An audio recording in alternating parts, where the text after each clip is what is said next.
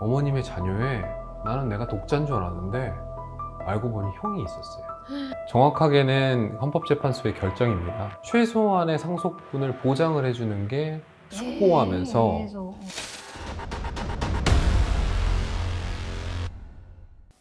안녕하세요. 진행자 유은하라고 합니다. 반갑습니다. 법률사무소의 헌성 대표 변호사 송준호입니다. 안녕하세요, 변호사님. 네, 안녕하십니까. 이번엔 어떤 사건이 주제가 됐나요? 정확하게는 헌법재판소의 결정입니다. 헌법재판소의 결정. 네네. 네네. 최근에 유류분에 관련해서 헌법재판소가 각 법률에 대해서 위헌 그리고 헌법불합치 결정을 했는데요. 네.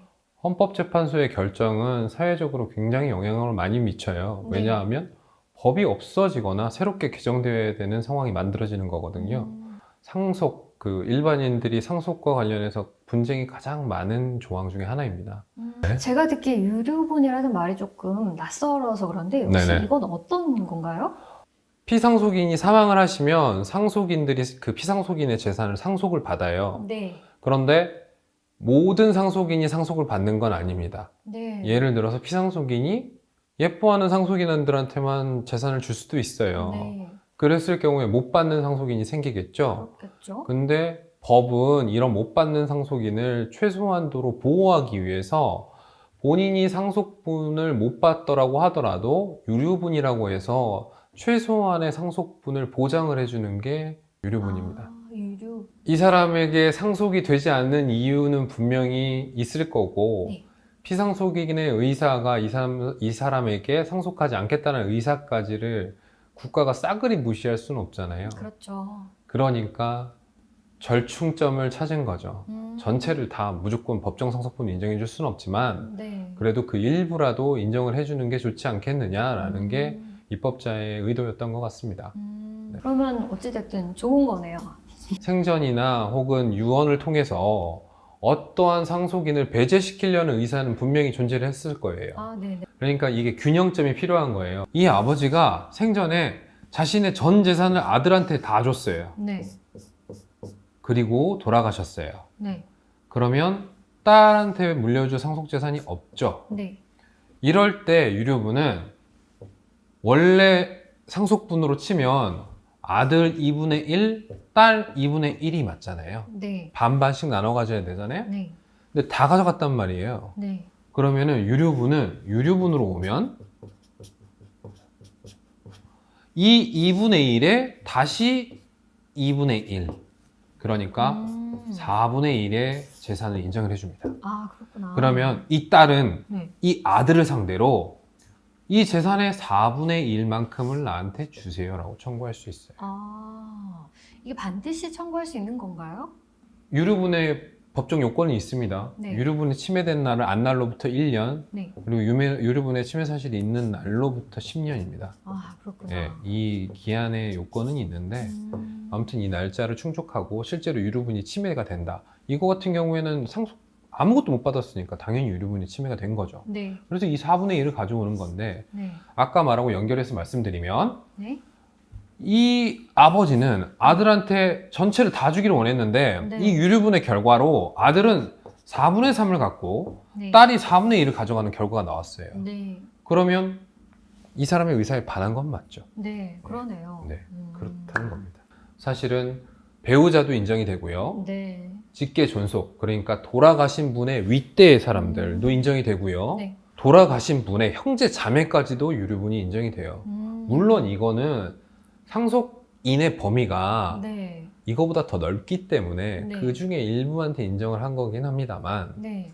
그래도 너무 넓다는 거죠. 예, 그렇구나. 원래 현재 자매는 유류분이 3분의 1이 상속분의 3분의 1이 인정이 됐었는데 네네. 그게 위헌 결정이 나온 겁니다. 아, 사건 번호는 헌가 2024 등이에요. 네. 그러면은 일단 숫자가 4잖아요. 네. 그러면 굉장히 초기에 들어왔다는 거고요. 2020년. 네. 그러니까 아마도 2020년 굉장히 초기 1월 정도에 들어왔을 거예요. 근데 이번에 결정 난 게 2024년 4월 25일이에요. 이렇게 오랫동안 결정을 숙고하면서 했던 거는 그만큼 중요하다는 거겠죠. 네네. 형제자매에게도 유류분권 인정되는 것이 위헌이 됐고요. 네. 그리고 헌법불합치된 게 있는데 네. 유류분에서 기여분을 인정하지 않는 부분, 이건 조금 더 제가 자세히 설명을 해드려야 되는데 네. 이 부분 헌법 불합치가 됐고요. 네. 그리고 각 유류분권을 인정하지 않아야 될 사유가 없다라는 것으로도 헌법 불합치 결정이 났습니다. 방금 이제 위헌이 되었다고 했었는데 네. 또 헌법 불합치에 대해서도 말씀을 해주셨어요. 네, 네. 혹시 그 차이점이 좀 어떻게 되나요? 위헌이란 건 헌법에 반하기 때문에 네. 그 위헌 결정이 난 순간부터 법률적 효력이 사라집니다. 그런데 헌법 불합치는 법적 안정성이라든지 입법자의 의사를 조금 더 존중하고 개정을 할 수 있는 그 기회를 주는 거죠. 일정 기간 동안에 법적 효력은 인정하되 이런 부분들이 헌법에 합치되지 않으니 네. 이러한 방향으로 개정을 하라라고 하는 게 헌법 불합치예요. 그렇구나. 네, 그래서 유류분을 주지 않아야 될 이유도 법에 포함시켜라. 그게 첫 번째고요. 네. 그러니까 그렇게 개정을 하라는 거고. 네네. 두 번째는 유류분을 할 때 왜 유류분 결정을 할 때 왜 기여분은 판단하지 않느냐. 여기에는 좀 배경 지식이 필요한데요. 자, 형제 A, 형제 B가 있어요. 네. 아버지가 돈이 좀 있으신데 네. B는 그냥 해외에 나가서 그냥 살고 있고 A는 아버지가 아프실 때 한 10년 동안을 자기 모든 재산을 털어서 지극정성으로 모셨어요.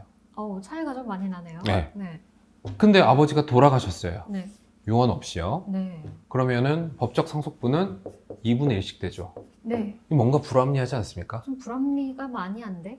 그렇죠. 네. 당연히 A한테 뭔가를 이득을 줘야 되지 않겠습니까? 이러면. 네. 이게 그래서 기여분이라는 거예요. 기여분. 네. 이 불합리한 것 때문에 네. 기여분이라는 게 더 생겼구나. 네.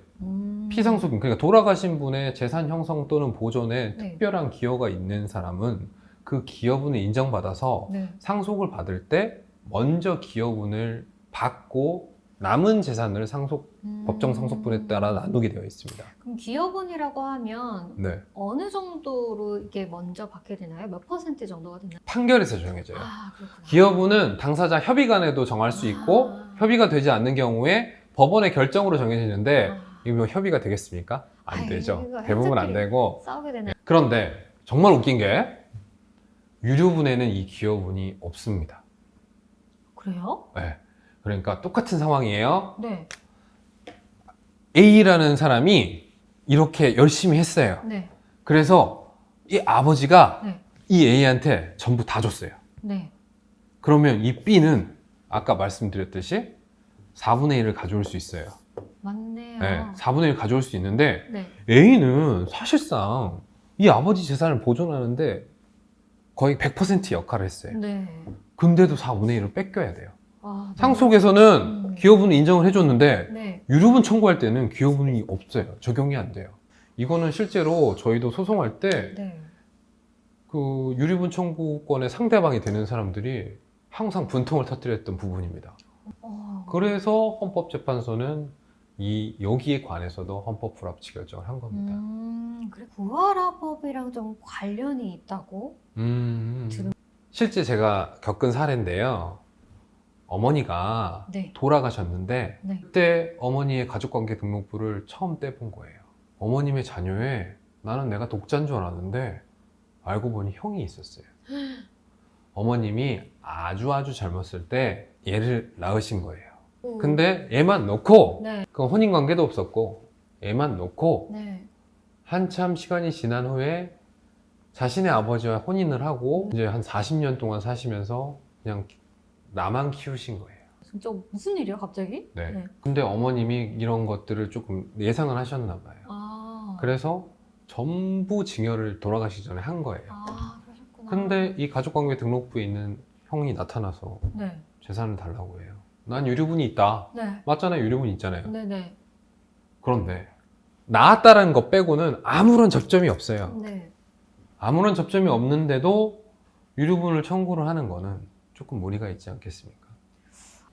부모가 구하라법 같은 경우에는 부모가 애를 방치하고 키우지도 않고 한 번도 양육한 적도 없음에도 불구하고 돌아가니까 막상 네. 나도 상속인이다 하고 나타난 거 아닙니까? 그렇죠. 현실에서 구하라법은 사실 입법이 되지 않고 있습니다. 네. 근데 헌법재판소에서 유류분이라는 제도를 통해서 간접적으로 이러한 것들을 규정을 하라고 시사를 하는 거죠. 네. 그리고 헌법 불합치 결정이 난 이상 입법부 국회에서는 이러한 것들을 감안해서 이제 법을 개정을 해야 돼요.